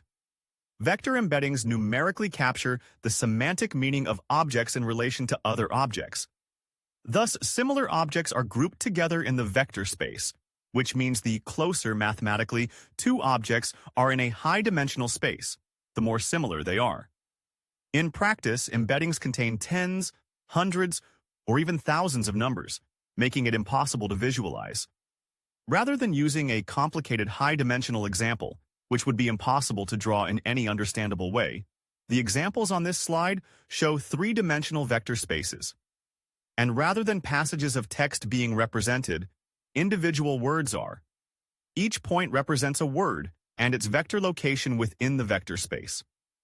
Note that the actual dimensions are unknown in this example, but they have been generated such that fruits are grouped, just clustered together, and animals are as well. Dog is close to wolf, and dog is closer to cat than wolf is to cat, possibly because dogs and cats are both pets. Perhaps one of the dimensions reflects whether the object is a living thing, and another dimension represents whether it's food. Again, this is simply a contrived example intended to explain the concepts involved. Intuitively, we know that a wolf is similar to a dog, but it is not similar to a banana. To perform this kind of comparison more generally with high-dimensional vector embeddings, vector databases employ algorithms to find similarities between objects. Common similarity measures include cosine similarity, Euclidean distance, and dot product, among others. A query to a vector database may ask it to find objects similar to an input object. In this example, a query might ask what a kitten is most similar to. The vector database returns cat, as they are most alike. It may also return dog, depending on the search aperture, for example, if the query was centered around pets. In a retrieval augmentation generation use case, what gets stored in the vector database are embeddings of sentences, paragraphs, or small documents. When users ask a question or make a request, It is fed into the embedding model to create a vector embedding representing that input, using the same model used to enter the document embeddings into the database in the first place. The database is queried to find embeddings similar to it, and the corresponding document are retrieved and passed back to the caller, which then get added into the prompt to a large language model, which goes on to form the completion, the final answer. A complication of natural language understanding is the fact that some words have multiple meanings. For example, bark might refer to the wrapping around a tree trunk, or it might refer to the noise a dog makes. LLMs are based on a transformer architecture which understands context and word positioning. Embeddings created by these models have dimensions that can reflect the context and semantic meaning of the input text. This means that a semantic search can easily differentiate between the phrases, "the bark was peeling off of the tree," and "my dog likes to bark at delivery people." This slide provides a visual overview of the retrieval augmented generation process using a vector database. The top half of the diagram highlights the high-level steps required to populate the vector database. An organization takes their content and gets it ready in a form from which it can be tokenized, and vector embeddings can be generated using an embedding model. These vector embeddings are then inserted into the vector database and indexed. The documents themselves are also stored in the database, or an identifier pointer is stored such that the documents can be retrieved through other means. A RAG-enabled application, which could be a chatbot, takes requests from a user. This is fed to the embedding model to generate a vector embedding. This must be the same embedding model used to add the content to the vector database in the first place. A similarity search is performed to find semantically similar content, which is then returned to the application. The application combines the user's question with some instructions and the returned document content into a prompt, which is then sent to the large language model to generate a response. The application receives the response and passes it back to the user. This slide shows how prompt tuning can work with a retrieval augmented generation pattern. Here are the workflow. A set of validated documents is made available. These can be embedded and stored in vector databases, or it can be stored in relational databases or simply cloud object storage buckets. There is likely some catalog retrieval layer such as Watson Discovery, but is not shown here. Data scientists provide a set of labeled data and select the large language model to prompt tune. They created a soft prompt that sits on top of the LLM, or think of it as a prompt-tuned LLM. A user issue a question, soft prompt, to an application that leverages RAG. The application sends the query to the document corpus. A set of relevant documents information is retrieved from the data source. This is passed back to the application. The application sends the original prompt and the documents information to the prompt-tuned model. The tuned LLM returns a generated response completion to the application. The application sends the results back to the user. There is nothing really special about this use case, except that instead of using a base LLM, you can just use a prompt-tuned LLM. For the user, the benefit of this setup is that information is retrieved from the corpus of truth, which minimizes hallucinations, and then it would be processed using an LLM that has now been trained with specific company business knowledge. Advanced Retrieval Augmented Generation, or RAG, techniques help improve the relevance and accuracy of LLM responses by enhancing how external knowledge is retrieved and integrated. We start with chunking, which breaks source documents into manageable segments for better indexing and retrieval. Context enrichment adds metadata or surrounding information to improve relevance during retrieval. Vectorization converts text into embeddings, which are numerical representations that capture semantic meaning, and indexing organizes these embeddings for fast, similarity-based search. Re-ranking refines the initial retrieval results by scoring them for relevance, often using a secondary model. Query transformations improve retrieval by rephrasing or expanding the user's query to better match the indexed content. Finally, hypothetical Q&A involves generating possible questions and answers from source documents to improve retrieval coverage and model grounding. Together, these techniques make RAG systems more robust, precise, and context-aware, especially in enterprise applications where accuracy matters. Evaluating RAG systems requires more than just checking if the output sounds plausible. There is a need to assess whether the model is grounded in retrieved evidence and whether its responses are factually accurate. Faithfulness refers to how well the model's output aligns with the retrieved documents. A faithful response doesn't invent facts or stray from the source material. This is critical in enterprise settings where hallucinations can lead to misinformation or compliance risks. Correctness, on the other hand, measures whether the information provided is factually accurate and relevant to the query. Even if a response is faithful to the retrieved content, it must also be correct in context, especially when dealing with dynamic or domain-specific data. Together, faithfulness and correctness form the backbone of reliable RAG evaluation. By overlaying these dimensions onto the RAG pipeline, from retrieval to generation, we can better identify where errors occur and how to improve system performance. This final section covers AI agents. We began with AI that predicts. Machine learning models that analyze data and forecast outcomes, like demand forecasting or sentiment analysis. Then came AI that creates, where generative models produce text, images, or code based on learned patterns. Next, we saw the rise of AI that chats. Conversational models capable of understanding context, following instructions, and engaging in dialogue.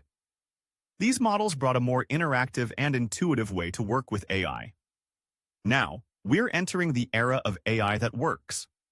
Agents that go beyond conversation to take action. These agents can plan, retrieve information, call APIs, interact with tools, and complete tasks autonomously. They represent a shift from language generation to goal-oriented execution, making AI a true collaborator in workflows. This transition marks a fundamental change in how we design and deploy AI, moving from passive assistants to active participants in enterprise systems. AI agents represent a major shift in how knowledge work is performed. Unlike traditional AI tools that assist passively, agents can actively complete tasks, planning, retrieving information, interacting with systems, and executing workflows autonomously. The impact is already measurable. Studies show a 25% decrease in time to complete tasks when using AI tools, and a 12% increase in total tasks completed. Even more compelling is the 40% improvement in work quality, suggesting that AI doesn't just make work faster, it makes it better. Looking ahead, the trend is accelerating.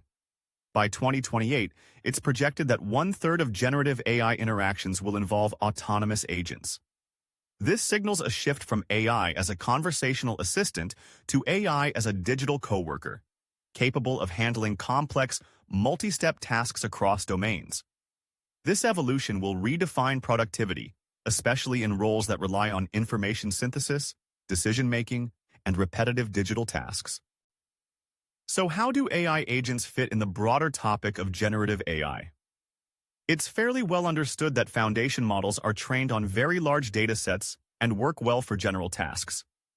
Meanwhile, AI assistants make use of those models to improve their dialogue quality and are often used as an interface to provide information to users based on their input. An AI agent can be thought of as a program or sets of programs that executes tasks based on inputs, commands, or requests, which goes far beyond the scope of natural language processing and traditional large language model usage. What makes AI agents remarkable is their ability to make decisions, solve problems, interact with external environments, and then share details of their decision-making process. In other words, it's their ability to think and then take actions given the tools that are available to them. But the biggest difference between agents and how most use LLMs is that agents are given a high-level goal or objective, whereas most LLM usage are simple task-oriented prompt and response. Building on the concept of AI agents, agentic AI is a framework for accomplishing goals with limited supervision that consists of AI agents. In multi-agent systems, each agent performs a specific subtask that's required to reach the goal. AI is changing at a rapid pace, and it's positioned to continue adapting, which will transform how people and organizations interact with technology and their business tools. The journey to AI agents evolved over the last decade, beginning with the basic chatbot.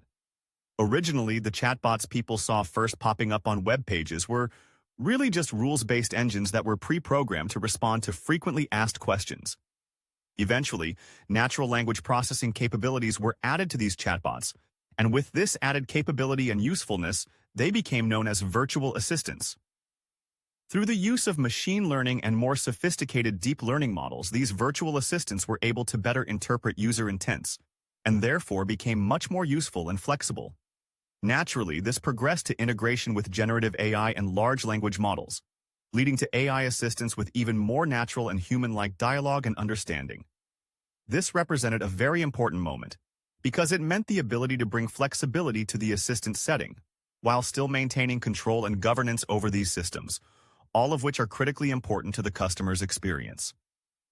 The next evolution transformed assistants from a tool where users can get information and maybe perform some basic prescriptive tasks to an actual assistant that can accept users' instructions and perform tasks for them. More specifically, AI agents are able to take on complex tasks and objectives and solve requests in a way that doesn't require pre-programming, nor does it require every step in a solution to be defined in advance. Instead, agents can help to plan, reason, and take actions on their own, including corrective action when needed. They can collaborate with other agents or an end user through an AI assistant. It is almost certain that AI agents will bring an entirely new category of applications to the enterprise. IBM's strategy is to bring this technology to enterprises, along with domain-specific capabilities to help them get started faster, as opposed to building agentic solutions from scratch. IBM is providing domain-specific agents, for example, an agent that can be configured to perform HR tasks in an enterprise's HR tool like Workday, and tools to orchestrate, manage, deploy, and monitor as well. AI agents are poised to transform how knowledge workers operate by automating routine tasks, enhancing decision-making, and enabling more personalized, proactive workflows across departments. In customer care, agents can handle self-service tasks like billing and returns, and even anticipate issues before they arise. In HR, they streamline recruiting and support personalized career development paths. For marketing and sales, agents can research prospects, tailor outreach campaigns, and manage opportunities more effectively. In procurement, they can search for optimal pricing, simulate sourcing scenarios, and monitor supplier performance globally. In software development, agents can orchestrate workflows, automate testing, and validate code, freeing up developers to focus on innovation. Across all these domains, agents act as intelligent collaborators, amplifying productivity and enabling workers to focus on higher-value tasks. Shadow IT is any software, hardware, or IT resource used on an enterprise network without approval, like sharing work files on a personal cloud storage account, but doesn't include malware planted by hackers. This focuses on any unauthorized application or service. Shadow AI zeroes in on AI-specific tools, platforms, and use cases. For instance, an employee might use a large language model to quickly generate a report without realizing the security and data rights risks. Today, 38% of surveyed employees acknowledge sharing sensitive work information with AI tools without their employer's permission. Shadow AI can expose companies to several risks, including data leakage, fines for non-compliance, and severe reputational damage. According to a recent poll of chief information security officers, 1 in 5 UK companies experience data leakage because of employees using Gen AI. 2. It's important to recognize that shadow AI is inevitable. Knowledge workers will naturally seek out performance gains and efficiencies. As agentic AI continues to evolve and become easier to use, while also becoming more powerful, knowledge workers will demand access as the productivity difference between a knowledge worker with and without access to Gen AI tools will become even more pronounced. At the same time, another survey of knowledge workers showed that 69% said they are unaware that their companies have formal strategies or plans for making generative AI tools available to them. There is a lesson here.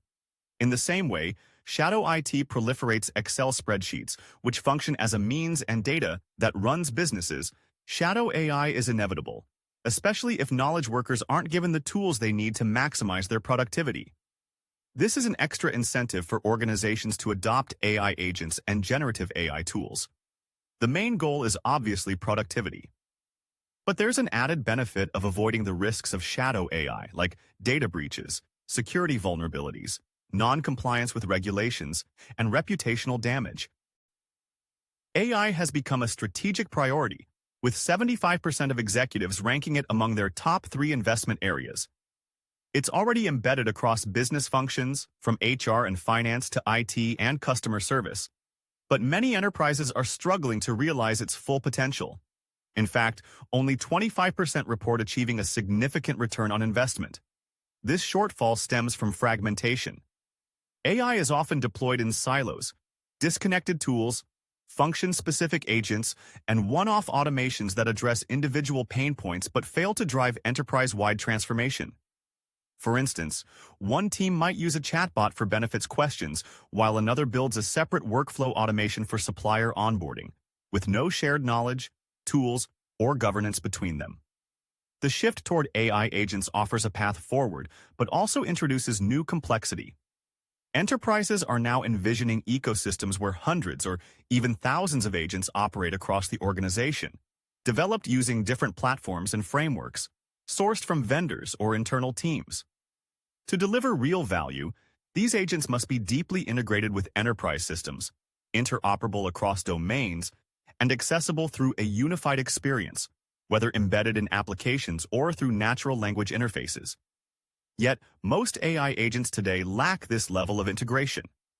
They struggle to access enterprise data, connect to existing automations, or comply with IT standards, which slows time to value and limits scalability. For example, a customer care agent may answer basic inquiries but fall short when it needs to initiate a return, escalate an issue, or retrieve order status from a back-end system. At scale, this fragmentation becomes an operational burden. Managing agents across teams, ensuring they're secure, reliable, and performing as expected requires enterprise-grade orchestration, observability, and governance. To move beyond experimentation, AI must be treated as a first-class enterprise capability. That means deploying agents that are secure, trusted, and governed, just like any other mission-critical system. Only with this foundation can enterprises fully harness AI to improve outcomes, reduce costs, and gain competitive advantage at scale. We're entering a new era of human-computer interaction, one where traditional software-as-a-service models are being reimagined. Satya Nadella's statement that SaaS is dead reflects a shift from static applications to dynamic, AI-driven experiences. Instead of navigating menus and forms, users now interact with intelligent agents that understand intent, retrieve information, and take action. This is more than just a UI change. It's a fundamental shift in how software is consumed. AI becomes the interface, the logic, and the workflow engine. In this paradigm, productivity isn't gated by the structure of the app. It's unlocked by natural language, context awareness, and autonomous execution. The software doesn't just serve, it collaborates. This shift will redefine how we build, deploy, and interact with enterprise systems, moving from apps to agents, from clicks to conversations, and from workflows to outcomes. With a focus on enterprise readiness, a critical challenge faced by developers building agents is understanding and resolving issues related to unexpected behaviors. To address that, the capabilities that a platform needs to support includes a method for observing how an agent behaves and then use that information to debug issues. For example, a developer needs to understand which tools have been called, together with which inputs were used in the tool call, along with what was returned. For a multi-agent solution, understanding which agents have been invoked is critically important to this process. While developing an agent that addresses a specific use case, a developer needs to be able to evaluate their candidate agent's benchmarks in order to validate the impact of changes being made as they experiment and determine whether an agent is ready to progress to the next stage for consideration as a candidate for deployment to production. Once an agent progresses through this life cycle to production, the ability to continually monitor the behavior all the way through to production needs to be accounted for. And within the enterprise, any tools are typically integrated with an application programming interface into that enterprise system. A key pain point that developers face in this process is managing authentication and controlling data passed between the API and the agent, as well as ensuring that tools are called consistently and reliably. To automate an enterprise use case for production, a developer needs to account for orchestration complexity, things like error handling or human-in-the-loop where necessary. For example, before taking an action considered to be risky or requiring some form of approval, developers also need to consider the agent's reflections and rollback to ensure the guardrails are in place to protect against the autonomy that the agent is creating. The concerns listed on this slide are critical for any responsible development practice for agentic AI deployments. Agentic AI introduces novel and amplified risks and challenges, as well as impacts to society. Enterprises cannot responsibly adopt or scale agentic AI without first considering these unique risks and challenges. It is critical to understand the risks and challenges that are intrinsic to agentic AI and that are intensified by agentic AI in order to effectively govern agentic AI. When it comes to the adoption of Gen AI, simple access to a foundation model doesn't unlock business outcomes. The real challenge lies in building robust enterprise applications on top of these models with the right data. As the Gen AI space has evolved since late 2022, the new stack of application development has shifted focus from building machine learning models to building AI solutions. IBM understands developer and business team needs. They require intuitive and collaborative development experiences, automated capabilities with pre-built patterns, and seamless integrations with a wide range of models, AI frameworks, and integration with the broader IT stack. And all with the disciplines of security and governance. This calls for a state-of-the-art enterprise Gen AI stack that centers on rapidly building AI agents tied to business solutions that leverage fit-for-purpose models. This has been the guiding principle for IBM's AI software. Within the layers of this stack, the very top focuses on the need for a unified end-user experience. This is fundamental as businesses need to be able to control, program, and administer their various assistants, agents, workflows, and decisions, all by their various components. For example, those 12 to 30 different applications that knowledge workers touch every day. Users need to be able to orchestrate across those tools through an intelligent experience layer. Not a chatbot with a fixed, rigid path, but driven by an agent that can navigate across the different capabilities to help solve problems within a single common environment. Whether that's a web-based application, Slack channels, or voice interaction, all of these different channel integrations are increasingly important interaction points for AI. Beneath the user experience layer are the AI assistants and agents. Recall that agents are designed to solve a specific domain task, so consider an agent that's focused on sales, prospecting with access to key CRM systems and knowledge of the organization's sales tactics and strategies. That specific agent could be designed to solve problems faced by every single seller. Also within this layer are assistants, and these can help with more simple fixed workflows like changing a password. Often that requires just one or two steps that don't change over time. There is a need for the ability to mix and match these different capabilities within a unified experience. This layer also includes custom agents built in third-party platforms along with some key middleware capabilities enabled by Watson X, such as the ability to track history, context, or plugging in different agent tools or skills. The underlying stack contains Watson X models, brings data to these agents with the retrieval augmented generation infrastructure, underpinned by ingestion, retrieval, and search. All of the above sit on top of enterprise data, models, and tools to empower the entire agentic workflow and lifecycle, giving agent developers the capabilities to create their agents using the best-of-breed technologies, from automatic speech recognition capabilities like speech-to-text and text-to-speech, to the ability to search the internet for perform code interpretation. The need to mix and match capabilities from agents, assistants, models, and data is called an agentic mesh, and through its offerings, IBM puts all these together in a world-class, market-leading set of capabilities. Large language models are still at the core of AI agents. Traditional LLMs produce responses based on the data used to train them and are bounded by the limits of their knowledge and reasoning. In contrast, agents use tools that call on the backend or even external services to obtain up-to-date information, optimize workflows, and autonomously create subtasks to achieve complex goals. It is within this process that agents learn to adapt to user expectations and optimize task workflows over time. The ability to plan future actions encourages a personalized experience and comprehensive responses. To act autonomously in their decision-making processes, agents require goals, environments, backstories, personas, and tasks that are defined by humans. Given those goals and its available tools, an agent breaks down the tasks it can perform to improve performance, essentially creating a plan of specific tasks and subtasks to accomplish its goals. Gartner defines the need for goal definition as autonomous agents need a clear objective function so that their behaviors can be controlled in a meaningful way to deliver value.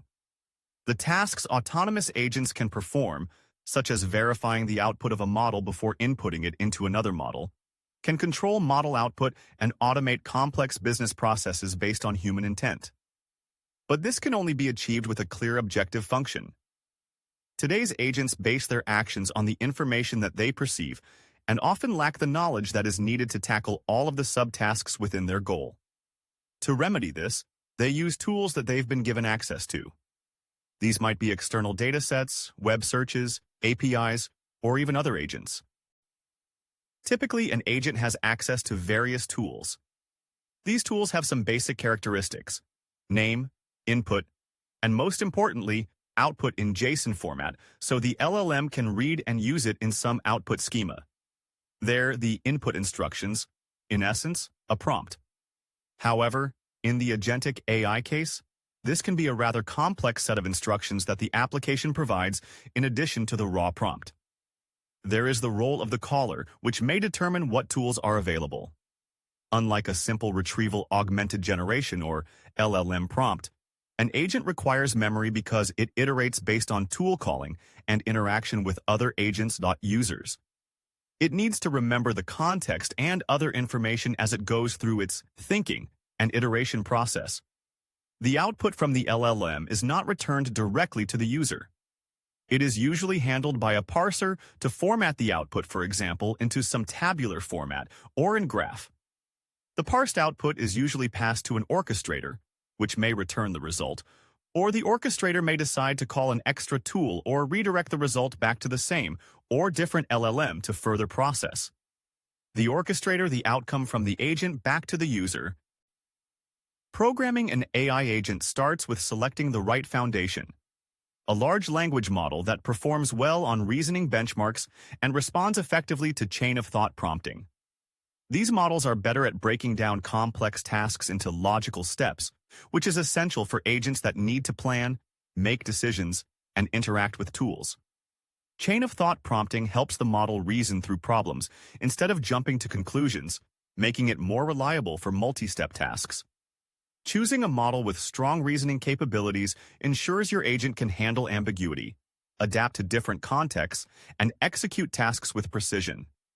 This foundational choice sets the stage for building agents that go beyond conversation, agents that can truly work. Programming an AI agent begins with crafting a system prompt. This sets the agent's role and behavioral instructions. The role section defines what the agent is, for example, a helpful assistant or a legal analyst, while the instruction section guides how it should respond, what tone to use, and what constraints to follow. This prompt acts as the agent's operating manual, shaping its behavior across interactions. Next, we define an output schema, a structured format that the agent should follow when responding. This ensures consistency and makes it easier to parse and act on the output. For example, the schema might specify fields like task, action, confidence, or next steps. This structure is critical for downstream automation and integration with tools. Once the agent generates a response, an output parser extracts the structured data from the model's output. This parsed information is then passed to an orchestrator, which decides what to do next, whether to call an API, retrieve data, or trigger a workflow. Together, the parser and orchestrator turn language into action. Here we see an example of parsed output. The model's response broken down into structured fields. For instance, the agent might identify a task like schedule meeting, extract relevant parameters like date and participants, and assign a confidence score. This format allows the orchestrator to execute the task reliably, bridging the gap between language understanding and real-world action. Thanks for listening, and all the best.